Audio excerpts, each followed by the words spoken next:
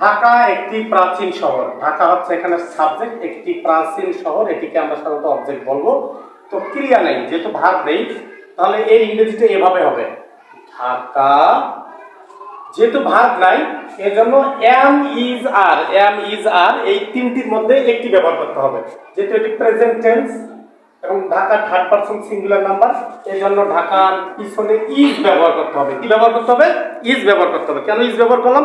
যেহেতু বাক্যটিতে ক্রিয়া নাই। একটি প্রাচীন শহর, এর ইংরেজি হচ্ছে an ancient city. City of town লেখা যায়। আচ্ছা, আমি একজন ছাত্র, আমি ইংরেজি হচ্ছে আই, একজন ছাত্রের ইংরেজি হচ্ছে আই স্টুডেন্ট। তাহলে আই আ স্টুডেন্ট এটি হয়, তাই না? তো এখানে যেহেতু ক্রিয়া নাই, তার মানে আমি যার মধ্যে ব্যবহার করতে হবে আমাকে, যেহেতু এটি বর্তমান কালের এটি একটি বাক্য। তাহলে কি হচ্ছে? আই এর পরে এম না ইজ না আর ব্যবহার হয়? এম ব্যবহার হয়। তাহলে লিখতে হবে আই অ্যাম আ স্টুডেন্ট, আমি একজন ছাত্র। এখন হচ্ছে তারা সুখী। তারা এর ইংরেজি হচ্ছে দে। তারা সুখীর ইংরেজি হচ্ছে হ্যাপি। তাহলে ক্রিয়া যেহেতু নাই, তাহলে ক্রিয়া কি দেবো আমরা? ক্রিয়া কি দেবো? হ্যাঁ, তাহলে ক্রিয়া আমি যার মধ্যে একটা দেবো, কিন্তু দে এর পরে আর ব্যবহার হয়। কি ব্যবহার হয়? আর ব্যবহার হয়।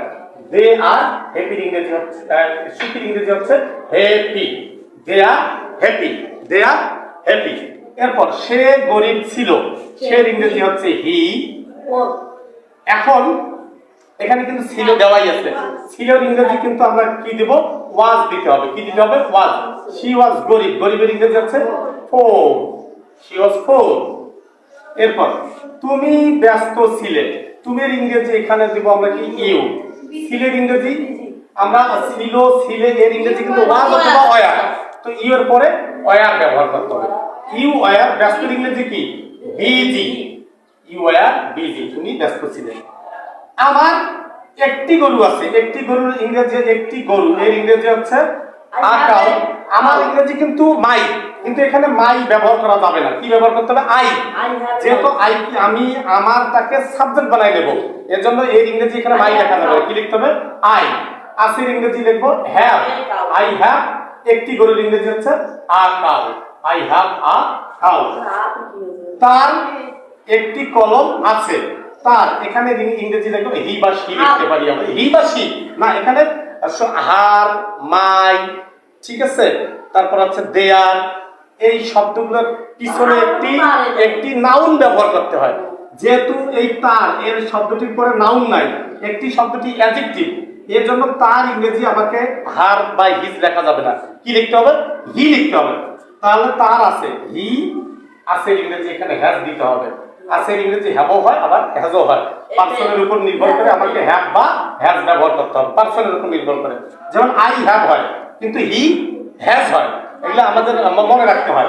হি হ্যাজ একটি কলম, a pen. He has a pen. মিনার একজন বন্ধু ছিল, তাহলে মিনার ছিল। এখানে মিনার ইংরেজি হবে মিনা। ছিল ইংরেজি হ্যাড দিতে হবে। হ্যাড অর্থ হচ্ছে ছিল। একটু পরে বলতেছি কেন আমরা ওয়াজ দেব না। মিনা হ্যাড একজন বন্ধু, আ ফ্রেন্ড।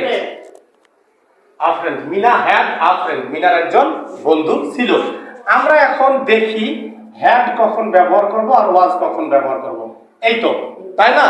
যদি আমি এইভাবে ব্যবহার করি, আই হ্যাড, আই ওয়াজ তখনই হবে যখন আমি নিজে কিছু ছিলাম। আমি নিজে কিছু ছিলাম। যদি আমি বলি আই হ্যাড আ ডগ, আমার নিজের কিছু থাকা বোঝাইতে হ্যাড ব্যবহার করতে হবে। নিজের কিছু থাকা বোঝাইতে আই হ্যাড আ ডগ, আমার একটি কুকুর ছিল। কিন্তু এবার যদি আমরা এইভাবে ব্যবহার করি, আ ডগ এখানে দিয়ে পড়ি, আই ওয়াজ মানে আমি নিজে কিছু ছিলাম বোঝাতে কিন্তু ওয়াজ ব্যবহার করি। আই ওয়াজ আ ডগ, আমি একটি কুকুর ছিলাম। আসলে কি এটি কি রাইট? এটি কি আসলে ঠিক নয়। এর জন্য আমাদের মাথায় রাখতে হবে, সেটি হচ্ছে কি, আমার নিজের কিছু থাকা বোঝাতে হ্যাড ব্যবহার করব এবং আমি নিজে কিছু থাকা বোঝাতে ওয়াজ ব্যবহার করব। তাহলে এখন কোনটা আই ওয়াজ আ ডগ দিব না আমি ছিলাম? আমি যেহেতু ছিলাম, তাহলে আই ডট কথাটা ব্যবহার করা যাবে না, খারাপ হয় তাই না? তাহলে আই ওয়াজ আমরা দেই white, I was a white, অর্থাৎ আমি একজন কবি ছিলাম। এবার কিন্তু ঠিক আছে তাই না? আচ্ছা, ধন্যবাদ।